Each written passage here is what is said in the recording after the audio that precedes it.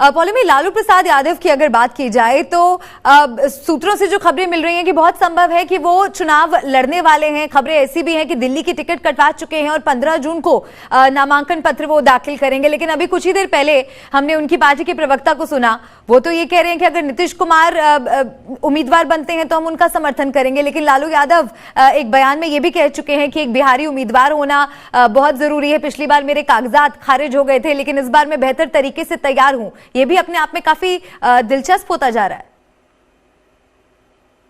ये भी काफी दिलचस्प है। काफी अटकलें लगाई जा रही हैं कि क्या लालू प्रसाद यादव खुद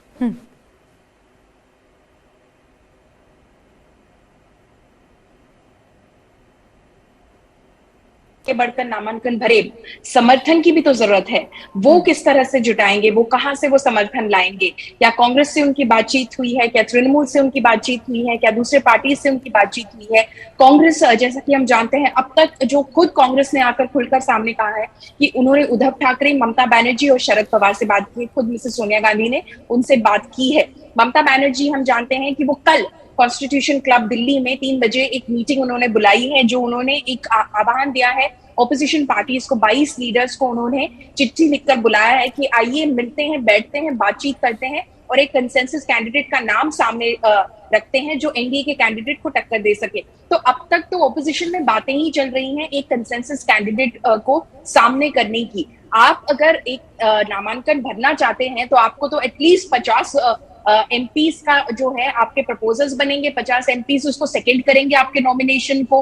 क्या वो उस तरह के नंबर्स आरजेडी जुटा पाई है, ये देखना बहुत दिलचस्प होगा। पर उनका ये कहना कि इस बार मैंने अपने सारे दस्तावेज ढंग से तैयार कर लिए हैं, सारे डॉक्यूमेंटेशन मेरे पास है, एक तरह से काफी एक दिलचस्प बना रहा है सिलेक्शन को। तो देखना होगा कि ऑपोजिशन क्या एक कंसेंसस कैंडिडेट खड़ा कर सकता है। क्योंकि अगर एनडीए के आप नंबर्स देख ले, आपने कहा कि शिवसेना और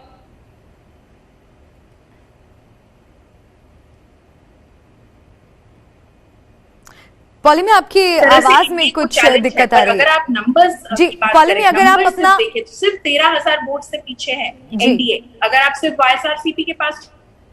पॉलिमी, अगर आप अपना जवाब दोहरा सकें, क्योंकि बीच में आपकी आवाज चली गई थी।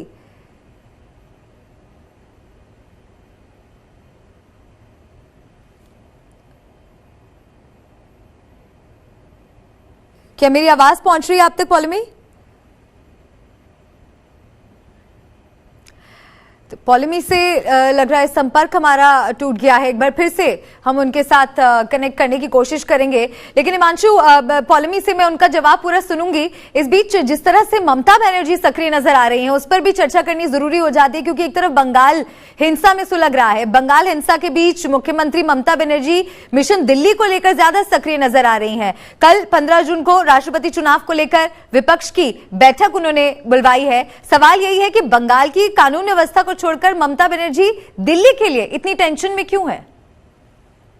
देखिए, ममता बनर्जी को लगता है कि जिस तरीके से बिखरा हुआ विपक्ष है, इसके अंदर वो एक नेता बनकर उभर सकती है। पश्चिम बंगाल के बाहर भी उन्होंने अपनी पार्टी को एक्सपेंड करने की तमाम कोशिश की है। आप देखिए कि उन्होंने मेघालय के अंदर मुकुल सांगमा को छोड़कर कांग्रेस से उन्होंने उनके साथ 12 एमएलए को लाकर अपनी पार्टी में शामिल कराया। और वो मेघालय में ही नहीं, गोवा के अंदर भी पार्टी के जो संगठन को खड़ा किया और उससे अच्छा खासा डेंट जो है वो कांग्रेस को हुआ है।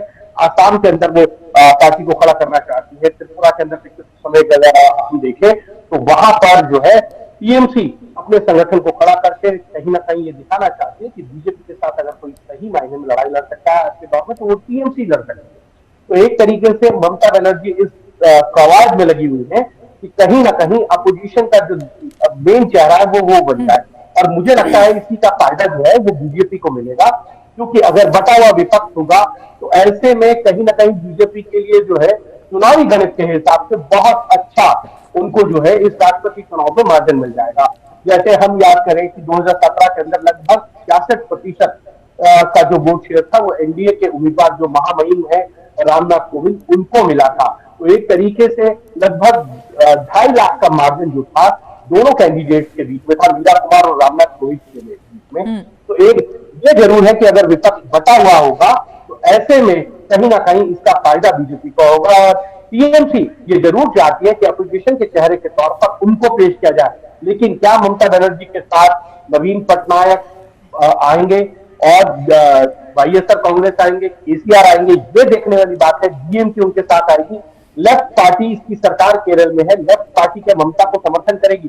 अगर नहीं करती है तो फिर ममता बनर्जी अगर अपना कैंडिडेट खड़ा करेंगी तो उसका फायदा कहीं ना कहीं बीजेपी को मिलेगा। और आपको मैं एक याद दिला दूं, 2002 के अंदर एपीजे अब्दुल कलाम के खिलाफ जो है लेफ्ट पार्टी ने अपना उम्मीदवार खड़ा किया था और उसका फायदा जो है एनडीए को मिला था। तब एनडीए के साथ तमाम न सिर्फ एनडीए के और गैर कांग्रेसी दल भी जो है वो आए थे, जिसमें समाजवादी पार्टी भी उनके साथ ने वोट किया था। एक तौर पर देखा जाए तो बटे हुए विपक्ष का फायदा जो है वो बीजेपी को मिलेगा। अगर ऐसे में शरद पवार या नीतीश कुमार को लाया जाता है तो ये माना जा सकता है कि तमाम अपोजिशन पार्टी को एकजुट किया जा सकता है और नीतीश कुमार और शरद पवार दो ऐसे चेहरे हैं जिस पर कहीं ना कहीं विपक्ष एक हो सकता है और उसकी धुरी जो है वो कहीं ना कहीं जो है वो प्रशांत किशोर बन सकते हैं। और प्रशांत किशोर लगातार इस कोशिश में है कि कहीं ना कहीं पूरे विपक्ष को एकजुट करके बीजेपी को टक्कर दी जाए। और अगर विपक्ष एकजुट होगा तभी जो है बीजेपी को हराया जा सकता है। उसके बिना अगर बटा हुआ विपक्ष होगा तो बीजेपी को हराना नामुमकिन है। बिल्कुल, बहुत महत्वपूर्ण बात यहाँ पे आपने हिमांशु रखी है। पॉलिमी, क्या अब आप मुझे सुन पा रही है? मेरी आवाज आप तक पहुंच रही है क्लियर?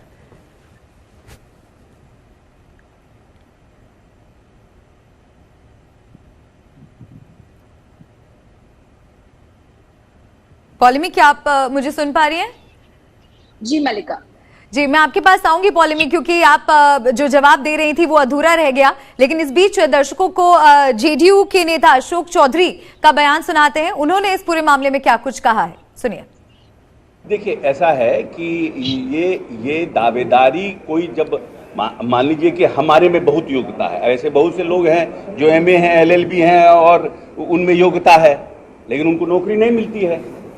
योग्यता रहना एक अपने आप में है और दावेदारी करना, अप्लाई करना, कहना कि हाँ हम दावेदार हैं, दोनों में फर्क है ना। योग्यता तो बहुत चीज के लिए है। नीतीश कुमार जैसा तो लीडर देश में है ही नहीं है, ये तो सब कोई मानता है, ना सिर्फ पार्टी के लोग, पार्टी के बाहर के लोग भी मानते हैं कि नीतीश कुमार के जैसा समाजवादी, सादगी और ट्रांसपेरेंसी से पॉलिटिक्स करने वाला लीडर अब इस देश में बचा नहीं है। लेकिन इसका ये मतलब नहीं है कि नीतीश कुमार राष्ट्रपति के दावेदार